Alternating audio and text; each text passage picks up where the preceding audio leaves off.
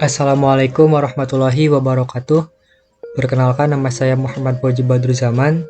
Saya dari jurusan Fisika semester 3 Fakultas Saintek UIN Sunan Gunung Jati Bandung.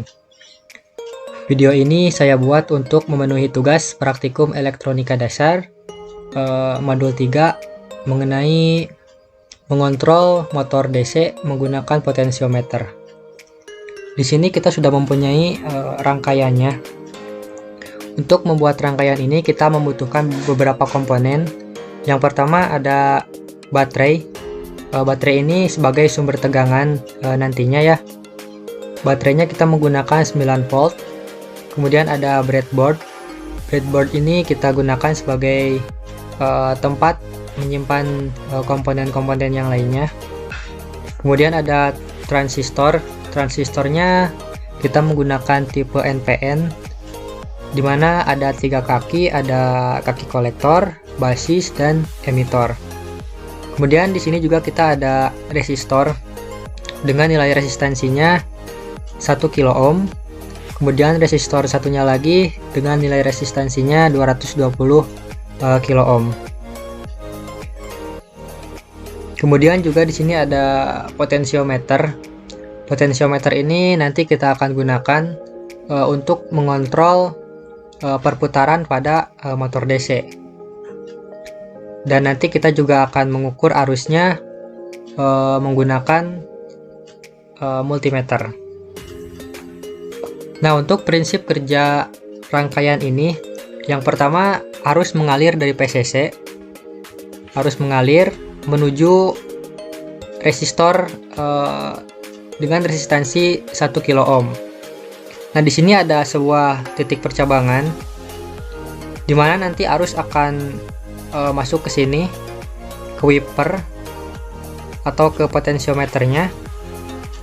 Nah, dari wiper ini nanti kita akan ubah variabelnya dari strip 1, strip 2, strip 3. Nanti kita akan mengetahui apakah ada arus yang mengalir ke basis, kaki basisnya atau tidak. Nah, untuk mengeceknya kita bisa langsung saja mulai start simulation. Nah, pada kondisi ini karena wipernya ada di strip 1, atau dengan kata lain nilai resistansi pada terminal 1 yang ini itu sangat kecil ya, kecil karena wipernya itu mendekati terminal 1. Kalau di sini mendekati terminal satunya, maka arus akan lebih mengalir ke terminal 1 ke sini. Kemudian arus akan mengalir ke ground. Sedangkan ke titik yang sebelah kanan atau ke terminal 2 itu tidak akan ada arus yang mengalir.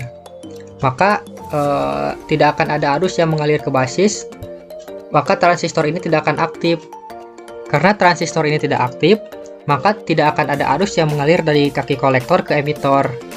Maka DC motor ini tidak akan berputar ya, tidak akan menyala. Nah, kemudian ketika kita tarik tuasnya ke strip kedua, katakanlah ke sini.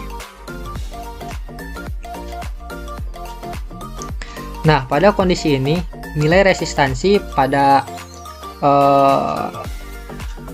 sisi kanan yang ini itu udah sedikit berkurang ya, yang asalnya sangat besar, kemudian mulai didekati oleh wiper ini, maka mulai ada arus yang mengalir ke terminal 2 atau ke PCC yang ini ke sini. Nah, kemudian akan ada arus yang mengalir ke basis. Maka karena ada arus yang mengalir ke basis, maka transistor ini akan aktif, kemudian mengalirkan arus dari kaki kolektor, dari kaki kolektor ke kaki emitor. Kemudian akan masuk ke resistansi lagi, yaitu resistor, yaitu dengan resistansinya 220 ohm. Kemudian akan masuk ke sini, akan masuk ke DC motor. Maka DC motor akan menyala. Kemudian ketika kita tarik tuasnya, katakanlah kita pullkan ke kanan ke strip yang ke-8, maka DC motor ini akan menyala sangat kencang, berputar sangat kencang. Kenapa? Karena nilai resistansi di sebelah kiri yang ini, yang terminal 1, itu sangat besar. Sedangkan nilai resistansi yang di terminal 2 atau kabel yang menuju ke PCC ini itu sangat kecil karena didekati oleh wiper yang ini. Maka arus akan mengalir ke PCC ke sini, kemudian akan mengalir lagi ke sini ke kaki basis. Karena kaki basisnya dialiri oleh arus listrik, maka transistor ini akan aktif. Karena transistor ini aktif, maka akan ada arus yang mengalir dari kaki kolektor ke kaki emitor. Maka arus akan terus mengalir dan sampailah pada DC motor ini, dan kemudian DC motor ini akan bergerak sangat cepat ya, berputar sangat cepat. Begitu pula dengan nilai tegangannya.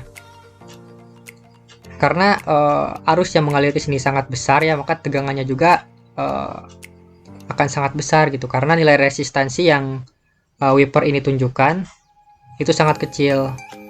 Maka arus akan mengalir ke kabel yang merah ini.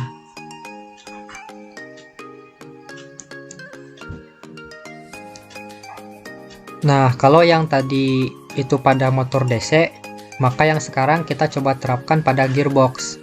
Sedangkan untuk rangkaiannya itu masih sama. Yang bedanya itu kita coba mengubah indikatornya yang asalnya motor DC menggunakan hobby gear motor ya, kalau di sini namanya.